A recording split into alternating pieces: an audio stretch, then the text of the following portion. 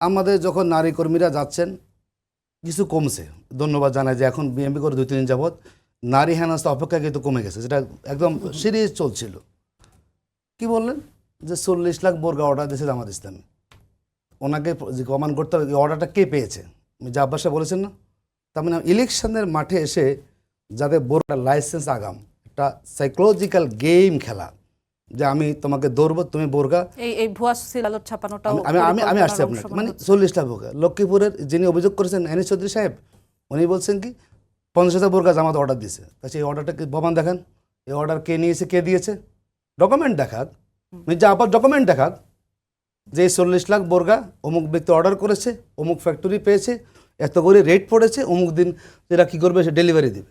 এই যে কথাগুলো বলা, আমার কাছে মনে হচ্ছে বিএনপি ভোটের মাঠে খেয়ে হারিয়ে ফেলেছে এবং জনগণের যে গণজোয়ার এখন 11 দলের পক্ষে চলছে, সে আপনি বলুন টেকনাফিতে তুলে যেখানে আমাদের দলীয় সমাবেশ হচ্ছে প্রতিদিন কিন্তু ছবিগুলো আসছে, সেই জায়গায় এখন তারা হয়তো কোনো প্ল্যান করতে পারে, তাদের কোনো ব্যক্তিকে দিয়ে ম্যানেজ করে সিল চপ্পর বানিয়ে দিয়ে যারা জামাতে মানে জামাত ইসলাম থেকে তাকে বহিষ্কারও করা হয়েছে, অন্যায় যে করে আমরা বলছি এটি আমাদের দলীয় কোনো বিষয় না, এবং জামাতে কোনো সম্পৃক্ত সেখানে নাই।